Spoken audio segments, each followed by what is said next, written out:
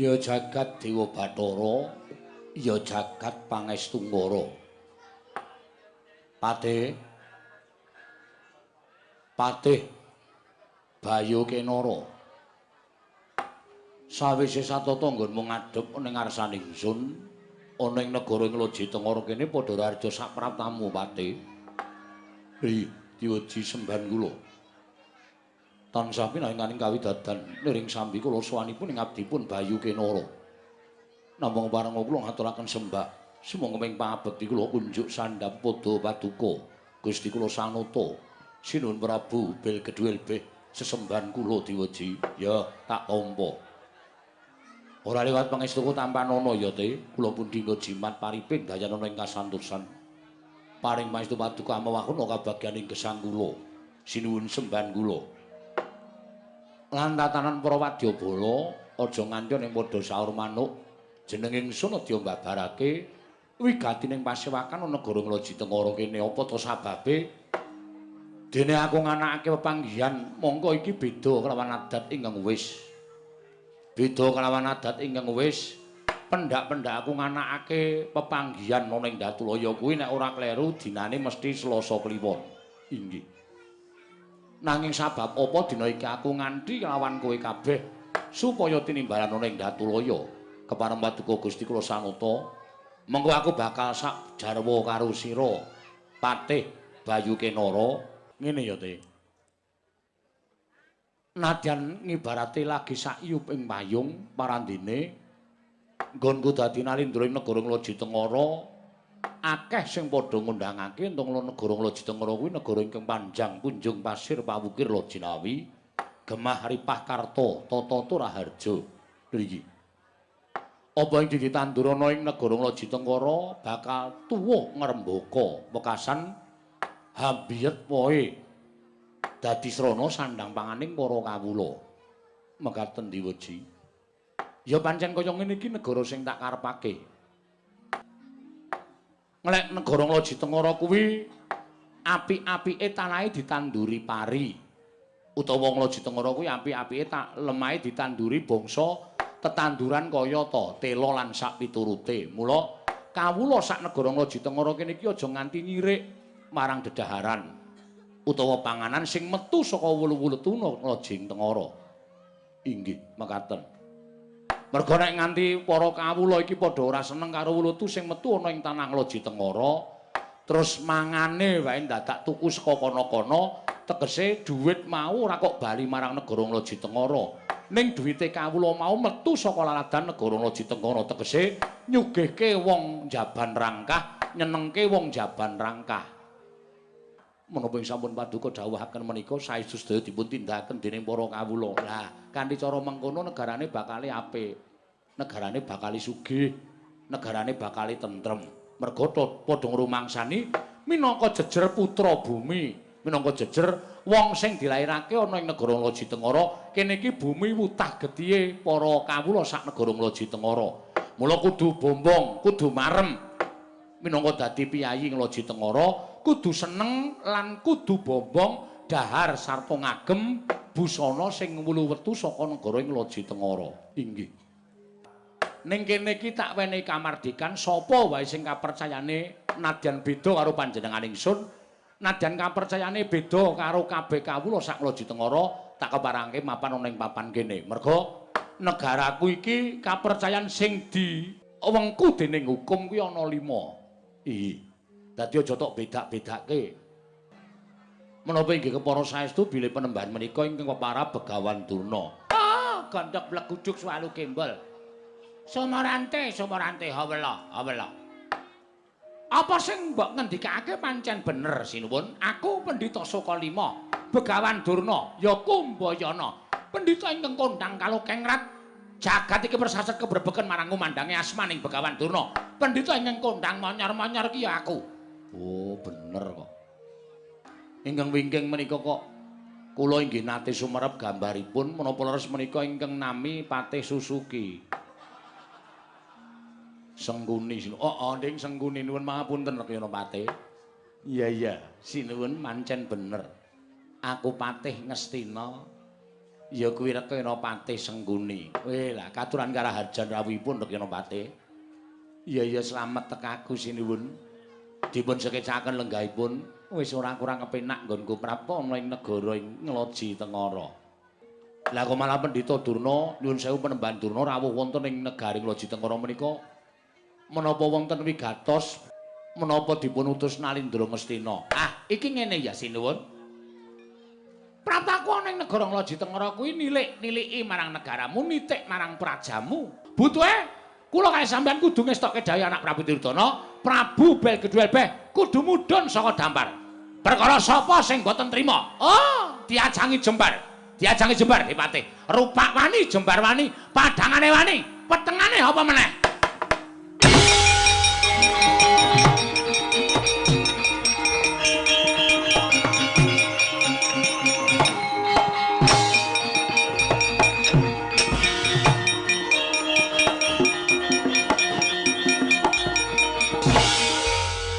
Pendhita Genthong Umos, Pendhita Merak Kejancang. Kowe tekan kene diutus Prabu Duryudana supaya nglengserake Prabu Belgedwelbeh. Delangap ucapmu ora duwe tata krama. Apa kaya ngono kuwi pendhitaning ratu? Apa kaya ngono kuwi pantes diajeni? Cetha, saiki nyata kondang jagat wis padha nekseni yen Ngastina kuwi punjer-punjere wong elek, punjer-punjere wong durhaka, punjer-punjere wong jahat. Ngendi-endi yen klebon wong Astina sing maune tentrem dadi kisruh, sing maune rukun dadi padha bentak sirah. Merga saka lambene wong Astina. Hus! Lasiron. Bela keparat bocah iki. Lah kok dadi kowe wani ngono-ngono karo aku. Wah, gugu karepe dhewe. Kowe iki mung adipati saka negara cilik. Kekuatanmu sepira? Aku nggawa Kurawa segelas papan.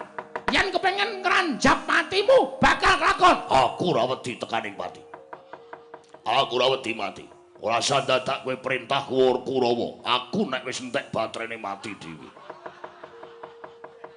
Dadi perkara mati ora ana ing tanganing Kurawa, ning tangane sing gawe jagat. Mati uripe lasirun ora perkara Sata Kurawa, malah saiki dadi jalaran. Nggonku njajal para Sata Kurawa. Sing jarene kadang nata kaya ngapa tanan. Ora metu njaba, gelandang cundemare. Ora metu njaba dugangi raimu. Ora ta.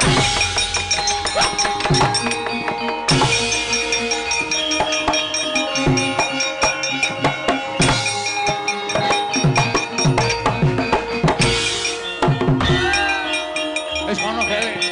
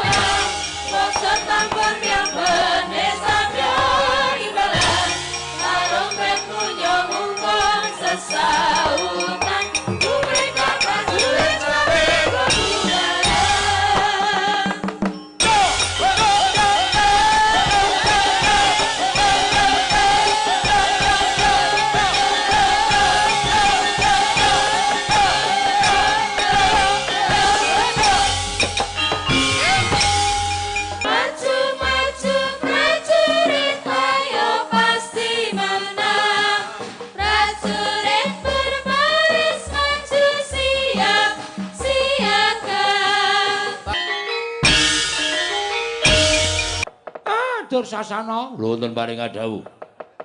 Ngerti ya? Yen ta wektu dina iki Prabu Belgedwelbeh supaya lengser ke prabon. Nanging kawulane nayaka nayakane ingkang ora ngeparengake Prabu Belgedwelbeh lengser saka prabon negara ing Ngloji Tengara. Lho. Sapa?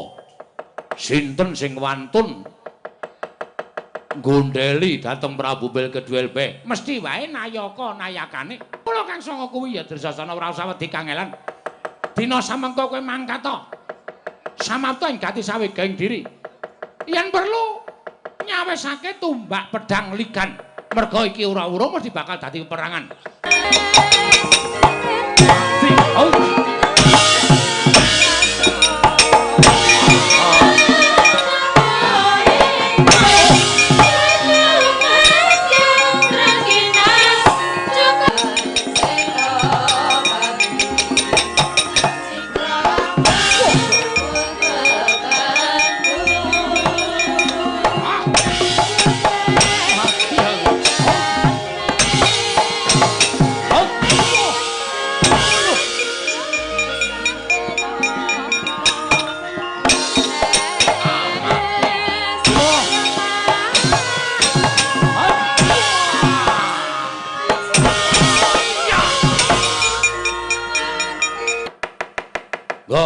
tamake dadane Prabu Belgedwelbe. Nek pancen kula mati matur nuwun dene kula dipadoske dalan kasuwargan dening Begawan Durna. Nek ora mati nuwun sewu lho, wolak-walik ing jaman ana pendhita tak gawe bandan luwih-luwih ana pendhita tak gawe wirang ning negara Ngloji Tengara. Mergo wis gawe wirang karo Prabu Belgedwelbe. Mang tamake ampun meneng mawon. Nggo. Manut kula mati ya gelem ora ya nuwun sewu kula malas.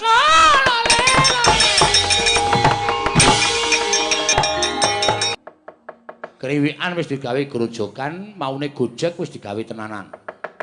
Mula aja nganti aku dianggep ratu cepete. Aja dianggep aku ratu cilik sing iso didak-idak karo ratu sing gedhe-gedhe. Teh, Ngastina mau ning Raman Ngloji Tengara saiki diwalik. Ngloji Tengara sing Raman Ngastina teh. Monggo kula diraken.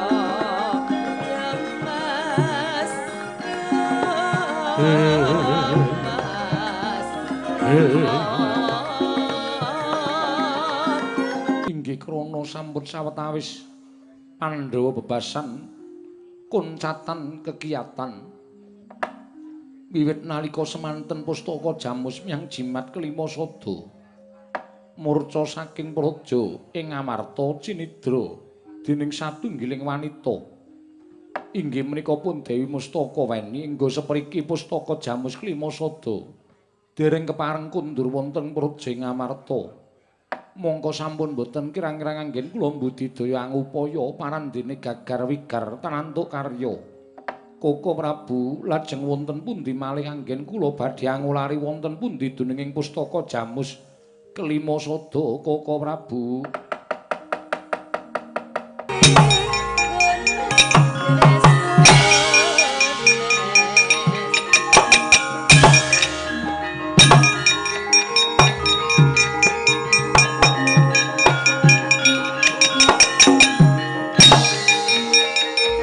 Duryudana kanggo eneng apa? Yai Prabu, sewu-sewu kalapatanipun ingkang raka tadhah wadana. Krana dinten sak mangke kula daya-daya sowan wonten negari Ngamarta mugi andadosna ing kawuningan. Bilih dinten sak mangke negari Ngastina bedah. Lho. Bedah kados pundi? Lho, mangkene piye? Bedah kados pundi, Yai? Wonten parang muka saking negari Ngloji Tengara.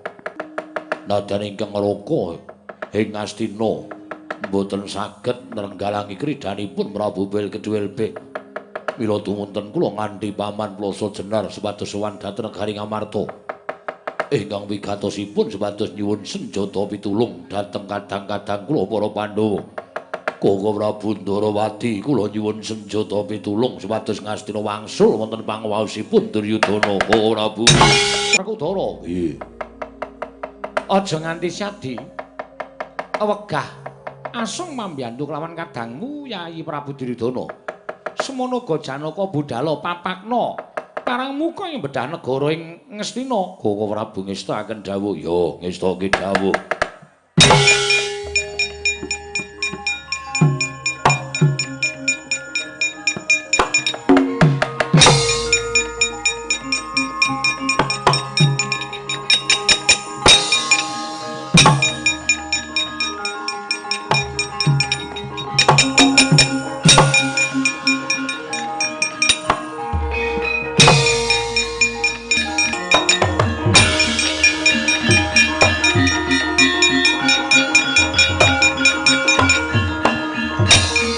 Aku mengandhake. Lah kok dadi barang saiki Sunan Prabu Duryudana nyuwun tulung marang para Pandhawa kok ditulungi. Mongko nek diitung-itung Pandhawa le kasangsaya merga saka pokal gawening Prabu Duryudana kuwi wis marambah makaping-kaping. Wis ora iso diitung nganggo wilanganing driji merga saka akehe. Nuwun sewu, Raden Janaka kuwi entuk apa? Dipunjung apa? Dening Prabu Duryudana. Apa dipunjung Brana Picis, apa dipunjung Mas Berlian, apa negara Ngastina kuwi mergana kencana ingkang bisa gawe bawur paningaling sapa wae. Klebu paningaling Raden Janaka. Klebu paningaling Raden Janaka Satra ing Madukara ingkang kondhang pitataning jalma, unusaning titah, mantasaning menungsa. Ning tinemune isih ringkeh batine. Merga isih kepilut marang mutiara sing mapan ana negara Ngastina. Mirang-mirang ke adiku lanang. Totoe nyawa. Lho, nek sampeyan ajeng wani karo kula monggo mawon. Wah, mudar kowe.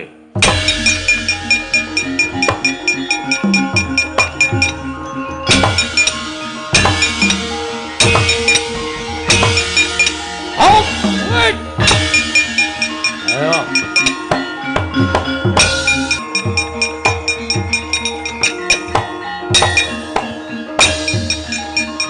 Bilih kula dipun irang-irang dening Prabu Belgeduwelbe. Kula dipun isin-isin dening Prabu Belgeduwelbe. Kukuh Prabu, kula lingsem. Werkudara piye? Wah, dugang ora apa-apa. Hak tendang ora apa-apa. Mangsa Baranga Kresna wis dalah padha mundur kabeh.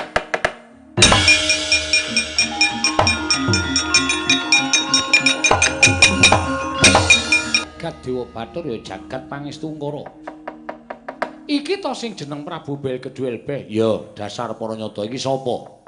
Takon karo aku Nalendra Ndarawati Prabu Sri Bathara Kresna. Prabu Kresna, ya dasar para nyata. Tak ajangi jembar legane atiku. Wah, kelakon tinjung akhirat nyawamu kowe, Pak.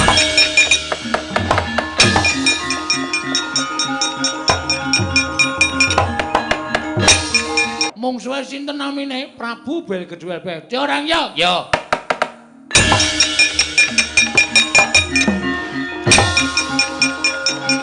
Anane aku kok mau ki piye iki? Aku wegah. Ayo ndi para Pandhawa? Pandhawa iki pepundhenku tok tantang. Aku ora trima. Nek nganti kowe wani nantang pundhen leno padha mati, Trak. Terus,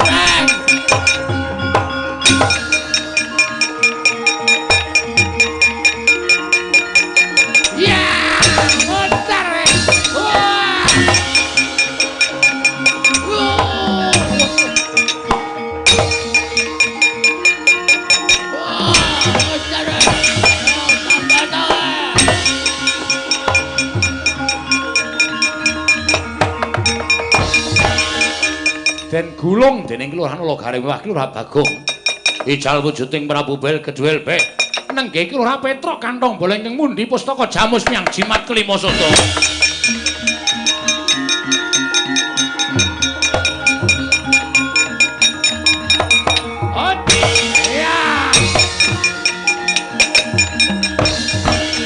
Ngandel ora. Wah! Trembelane iki. Petruk to? Nggih. Aku wis weruh. Ya mung nek ora tak kandhake gareng karo Bagong, kowe ora bakal iso wujud kaya ngono. Lah kok dadi kowe dadi ratu. Jarene wong sing mundi pustaka Jamus Lima Sada niku apa-apa bisa kasembadan. Nalika kula dipun paring karo Ndara Priyambada nalika semanten, pusaka Jamus Lima Sada mboten kula kundurke, kula gawa lunga. Mulai edan kowe iki.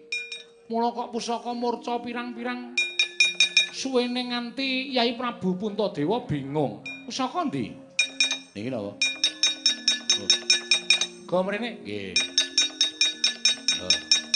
Tak simpene Petruk. Nggih. Engko sampeyan lunga. Ora. Ya wis yen to pancen kaya mengkono Petruk. Ora ketamung sedhela kowe wis tau ngrasake dadi Nalendra. Nggih.